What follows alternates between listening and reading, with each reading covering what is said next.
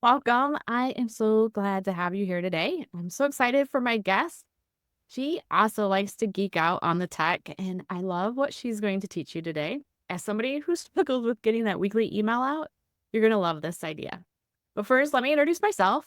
My name is Kim Roth. I'm a tech and automation specialist for service based business owners who really want to keep their tech simple using Go High Level software, which has many different names like FG Funnels, ClickSlow, Star Funnels, Funnel Pro. Anything that has funnel inside of it, I think it's probably a white labeled version of High Level. So many agencies have white labeled it as their own, and they give usually like their own different tweak on different things. But back to my guest. I'm so excited to have Laura Comark here. She is a website and tech integration specialist, and I absolutely love how her brain works. So, Laura, please introduce yourself and tell us a little bit more about you and your business.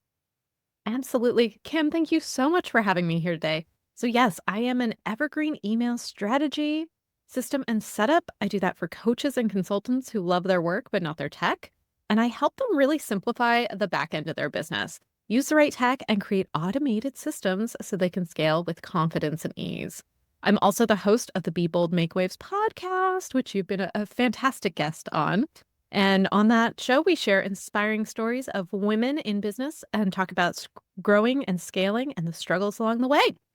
So Yes. that's kind of my bio in a nutshell. Now it's tweaked a little bit. Let's we Mm, talked before because before it was very website based. it was. And like a lot of us do, your offers have shifted a little bit. So can you kind of tell us like how that happened and how you got to where you are today? Absolutely. So I'm one of those people that I can do all the things. I can wear all the hats. I love getting in the back end of the techie side of things. I love doing website development, which also comes with a lot of design work. So I started out in my online entrepreneurial journey doing websites, and then that led into more of also I was doing the tech integrations, which I didn't realize all web designers didn't do. And as I was working through more of that, then I started going kind of down this road of putting in place like evergreen email nurture sequences for clients, because that's really the next step. They have the website, they have the offers. Now, what do we do? Well, we need to get more eyes on our offers, and we need to have a system in place so that as we get more people, as we continue to build that list, because we all hear about this, build your list, build your list. But the thing we need to be doing is also talking to our list, which is hard. Yes, it yes, it is. Because I'm one of those, I was always taught to do the weekly email, and it's one of the things that I usually put on the back burner, or I'm writing it right before I need to send it out. Yeah, I think, and we all do that. I mean, I was building my list for years. Well, actually, let me back up. I first was like, it was not a high priority. It took me years to come up with like the perfect air quote freebie. And it like, what do I do? It took me forever to get past that first hurdle. And once I did, then I started creating more freebies easily. But then I had a list that was growing and I wasn't really good about emailing them consistently. And then I would kind of feel bad about it. And then it's always like, well, when I finally do email them, do I mention that I haven't been in their inbox in a while? Did anyone notice? Does anyone care? Am I just like adding more filler words that don't need to be there because we're all really short on time? We have a short attention span. Like, get to the meat of it quickly. So I started putting in place for clients because what really had happened is I had a client who sends out these fantastic emails. She's so good about sending out her weekly email to her list. She was, consistent for 2 years with it. She's a copywriter. Her emails are hilarious. They're great. They're funny. They're engaging. I love getting her emails in my inbox. And I told her, I said, I feel really bad for the people who are just now getting on your list because you put your heart and soul into your emails. We all put our heart and soul into the things we create for our business. And no one's ever going to get those emails. It was like one and done. I'm like, why don't we put in place an evergreen nurture sequence? There's a strategy behind it. It's not just all the emails, on repeat. And then you can actually reuse this content because we also should be doing more of that. We know that. And you can get to a place where you're no longer having to have that to-do list item every week of write the weekly email, write the weekly email. And either it gets done or it gets put off, or you put in a fire under yourself to try to get it done and sent out like right after you write it. Mhm. Yeah, I just had a conversation with a new client last week, and he was talking about his nurture email sequence. He's writing a book. And he said he really wants to share like the behind the scenes stuff and all of these different ideas that he had. And I'm like, but it's all like good. It's going to be really good content that anybody joining his list is going to want to see. So it's that sort of stuff that you're talking about, like that evergreen content that doesn't really change and that everybody's curious about. Yeah, and it's Yeah. good stuff. It provides value, and so it shouldn't be a one-time email that goes out and no one ever gets it again. Hmm. It should be something that as people are coming into your world and getting to know you, you use that content to let them get an idea of who you are, how you help people, all these great tips you have on how to make their life easier. Yeah. So how does something like that work if I want to like launch quarterly or something like that? So I'm going to continue to have people join my list and then I want to do a launch.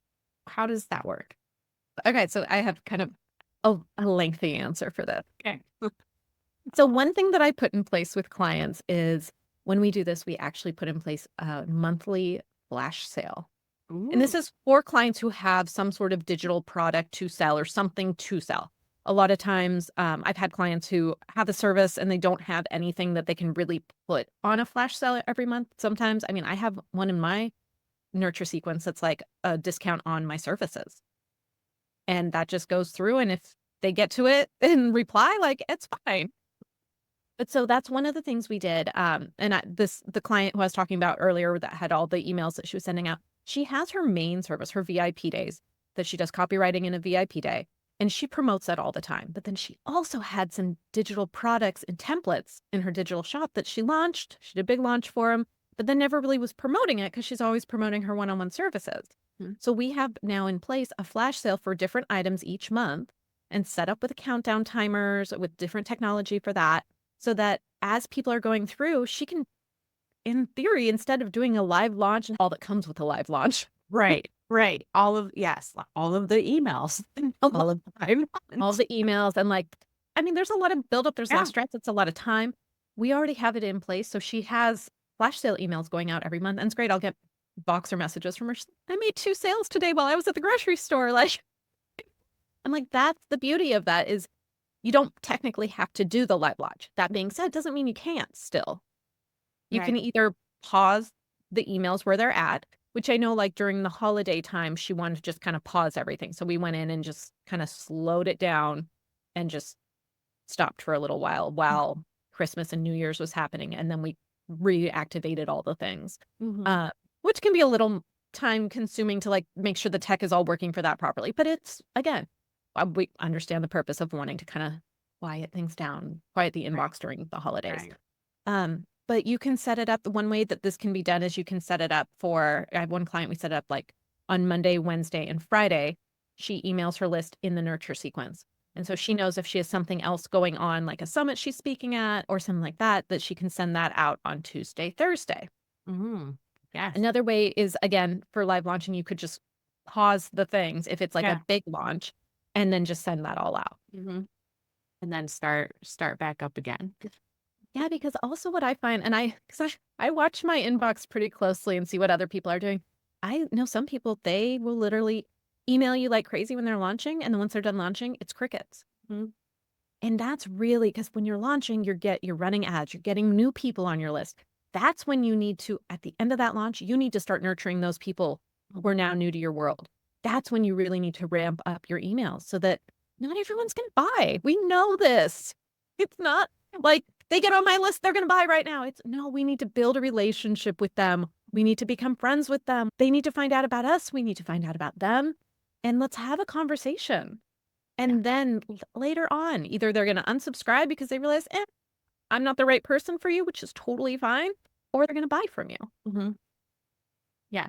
I think the key with that most people don't think about is deliverability. Like when you send all these emails out for a launch and then you stop and then you disappear for a couple months and then you start back up again, all of the Google and Yahoo and Microsoft and all of them are like, where'd they come from? Are they just spamming? And then that kind of affects your deliverability too, because you're not showing that constant reoccurring emails going out. Yeah, And exactly. yeah, yeah. And that's something they've really hammered on, I think, more. So, this year with the new rules and everything that they implemented. Yeah, absolutely. I mean, just another reason we need to continually be showing up in people's inbox. And I know I've had some people say to me, but Laura, I don't want to annoy people. I don't want to be, in their inbox too much. And I say to them, you know what? Look at some of the bigger names in the industry. How often are they showing up? If you get annoyed with it, you unsubscribe. There's people that I get tons of emails from, but I still want to be in their world. I Yeah. still like the value they're providing. So I stay on their list, and that's okay. Train your people when they're on your audience that you're going to be showing up consistently. Yeah. Yeah. Cause I do the same thing. Like if there's somebody that I want to hang out with, I want to be able to see the next time they launch, or like I just have a rule set up that when an email comes from this person, then it goes over to their folder and then I can go check it later, but it doesn't like clog up my inbox. We also want to stay top of mind. That's the other thing. And as long as people on our list are really clear on how we help people and we continue to show up so we stay top of mind, then when they're in a Facebook group and they're looking around and someone's like, oh, do you know anyone that helps with FG funnels? They're like, oh, Kim Roth. I just got an email from her today. Kim does that. I know someone. And Yeah. those people on your list become your biggest fans also. Like, they know us, they like us, they trust us. That's the whole thing we're doing here because we built a relationship with them because we're showing up consistently, you know? You know those friends who you don't hear from for, like, years? And you're like, "What happened to you?" But then you have the other friends who check in every so often. Yep. Yeah. When you just show up in my inbox, I'm like, oh yeah. I'm like, she does that. Or like in your case, your offers have changed. Yeah. So which Yeah, like I yeah. did finish that, did I? So the background on that is my business coach that I've been working with, she for the last couple of years, she was like, "Laura, you need to niche down. You do too many things. No one is clear on exactly what you do because you can do the websites, you can do the funnels, you can do the emails, you do too much. It's confusing. So you're going to need to niche down and you're going to need to do your evergreen email marketing with ease because you're super passionate about it and think everyone needs this because it's going to make your life easier." So that's the kind of the background on the niching and the changing along there. For a while, I was calling it a pivot and I realized, you know what? It's not a pivot. I've been doing this for years. It's just a niche. And you're talking about it more because always in my head, you do websites. Mhm. And this is like with a lot of people, like you said, we can all do so much. And then in your head, you think, oh, they just do this. And they don't really. I mean, there's a lot more to what they do. So, yeah, talking about it and then in your case, like finding your passion and putting that out there is like, this is the thing I really love to do. And I really love to help people with. And it's something that's for me, I find it really fun. I love that my clients get results from it. And I love that it also frees up time. Cause like that's what's the whole point of putting in place automations. So we have more time to not be at our desk. And I know like it's that weekly email that just, it's hard sometimes to do that. You're not always in the mood to write an email. Mhm. And for me, especially, because I'm not a big writer, so I always get up in my head about it that it's not going to be very good, or nobody's going to want to read it, or any of that stuff. And it's like, no, I just need to sit down and put an email together. And then when I do, and I put one together that's really good, you're right. Nobody else is ever going to see it. One and done. One and done. Next. Okay. Until next week when I have to do this again. And I'm the same way. Like, I don't write the emails for my clients, just to be clear. Like, I do the strategy, the system, and the setup. Hmm. Like, that's the piece I do because most of my clients, they've been writing emails to their list, maybe not consistently, but they're fine with the writing piece of it, which again is not my forte. Hmm. But putting together the whole system in place so that they're able, again, you don't have to worry about like, oh, I got to do that thing. You just know it's done. And so then when you're going out and you're getting on podcasts, when you're speaking at summits, when you're at an event in person and you're meeting people and talking about your freebie and people are getting on your list at the top of your funnel, like I feel so good when I'm in a summit now, especially if I'm like busy doing other stuff. I'm like, I know those people are going to be hearing from me for at least 3 months until all of a sudden it drops off because I'm behind on my nurture sequence. It's not done yet, but it feels good to know they're going to consistently hear from me at the beginning, at least. Yeah, for a while. Like, Yeah. you're covered for a while, and even, like, 3 months gives them such a good look at what you do and what you, can bring to the table, and, "Oh, it's nice to have you show up in my inbox." Yeah, and the people who are like, "I'm getting too many emails, you're not the person," they select out, which is totally okay. I'm good with that. If they're not gonna buy it, there's no point in me clogging up their inbox. I don't want to create more work for anyone. Right. So to set this up is really, I mean, it does take some strategy and some thought behind it as to how you want the nurture emails set up to flow right. Because, like you said, with the flash sales and even with the full launch, like there's some strategy that has to go behind it.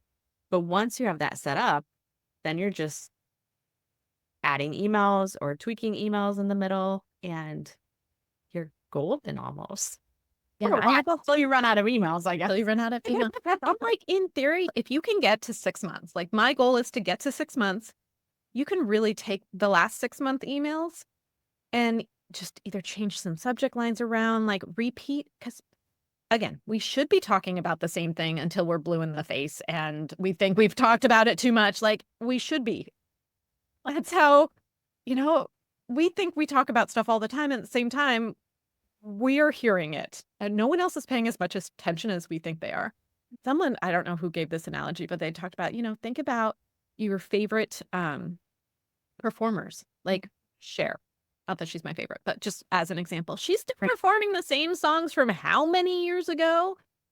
And we still go to the same concerts, even though they're playing the same exact music. We'll still go see them again and again because we know it. Yes.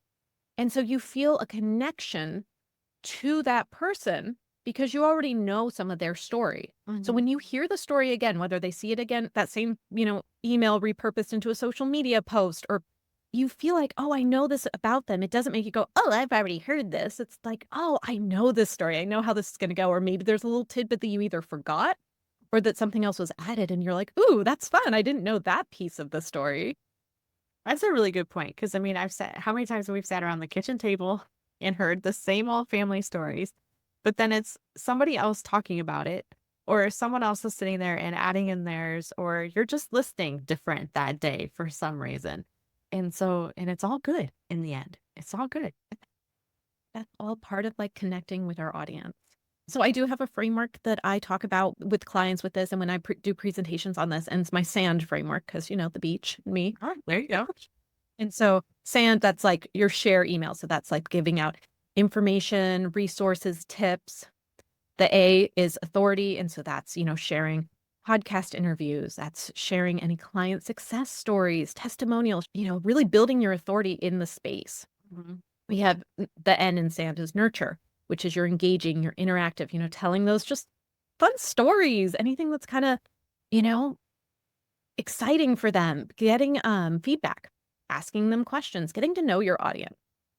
And then the D is deliver. And that's when you're doing your actual sales in the email, whether that's through a flash sale, whether that's through just like an email that's like, hey, just in case you didn't know, here's how I help people. Here's what we can do one on one. You Mhm. can send those emails out too. And so there is, a system to it, as we had talked about, a strategy that goes behind that. And then when I set it up, I always set it up in like month 1, month 2, month 3 as separate automations. So it's not a huge thing happening on the back end that's overwhelming.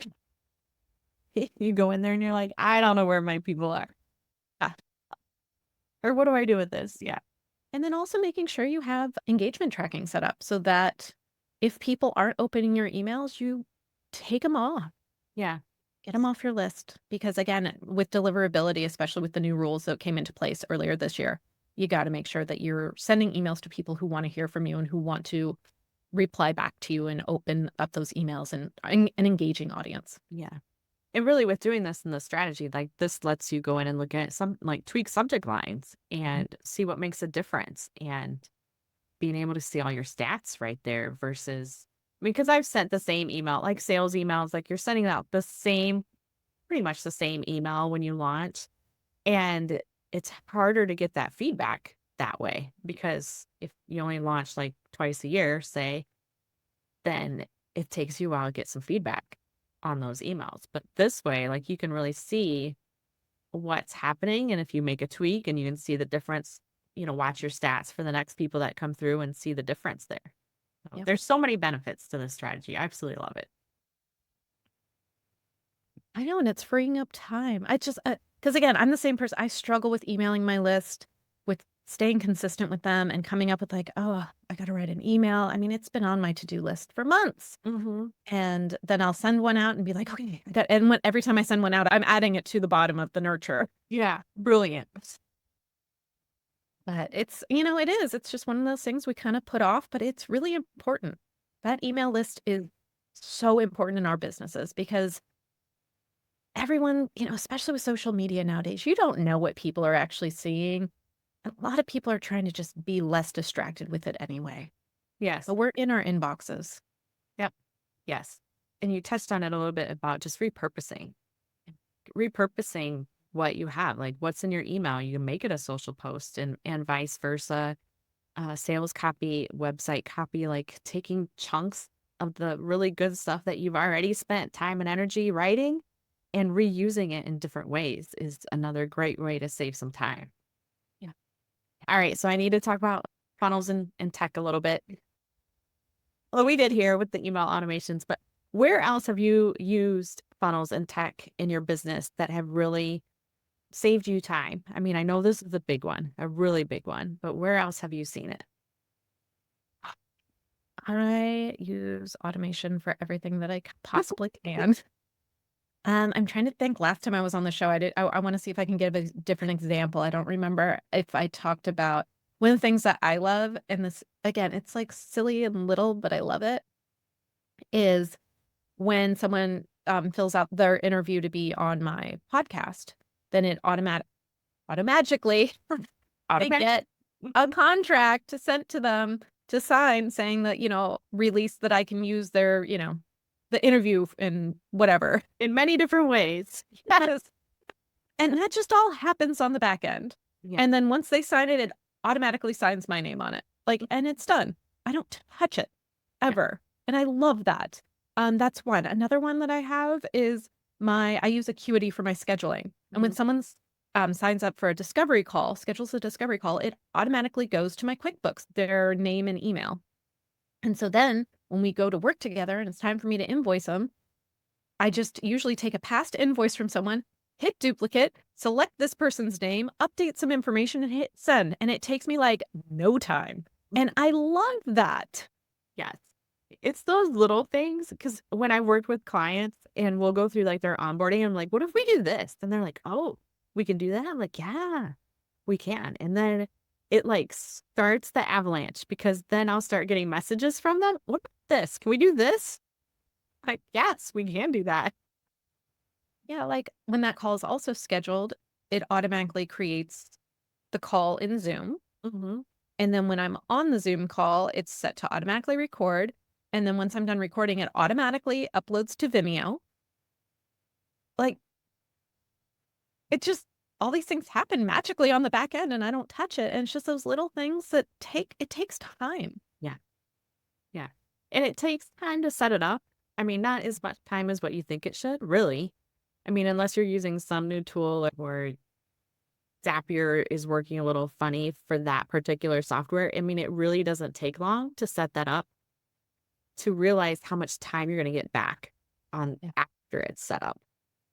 I also have like some like Amazon Subscribe and Save set up for my household shopping. So I have all the coffee just automatically shows up every month. Like I love that stuff. We have so much on our plates, Yes. as moms, as business owners. The more that we can automate on the back end, whether it has to do with our business, running the household, setting things up to just happen, Yes. So that we helps don't, just, yeah, we don't have to do it or make the decision. It's just done. yeah. We started doing meal delivery 6 years ago now. And so, I mean, we're still cooking it. It's, Yeah. We started with HelloFresh. Now we're using Home Chef, which I like better because a lot of that stuff is already cut up for me. Which is I why don't have to. I canceled HelloFresh because I'm like taking forever prepping all this. Yeah, I'm a slow chopper. So it was taking me about an hour to prep. And so, but taking away the decision of what am I going to make for meals this week, Mhm. taking away the grocery shopping involved with coming up with those decisions, Um, that to me has also again, like, this is taking a little I know I kinda sidetracked on this, but that's still, like, ways we're automating things Yeah. in the back end. Yes. Ways we can automate, save time, save stress, like all of that stuff. And so I love that you brought in just what we can do in our home life because that's huge too. Uh, Especially when you're busy a mom and you have a business and kids and a spouse and family and all of that. Like there's days where I'm like, I don't know. Why don't somebody else figure out what's for supper? Yes. So Yes, my husband will be like, "You want me to pick up dinner?" I'm like, "Yes." He's like, "From where?" I'm like, "I just don't care." yeah, yes, wherever you want. I don't care. I made too many decisions this day. I'm done. Decision fatigue is for real. Yes, it is. Most definitely. So if we can take that one thing of like, I need to email my list this week to continue to build connection and relationship and know, like, and trust. And if we can instead automate that so you know it's already happening, like that's the dream. Yes, it is. Definitely. I love that. So thank you so much for being here and giving us all these little tidbits. I absolutely love it. Yeah, thanks so much for having me. This is so fun.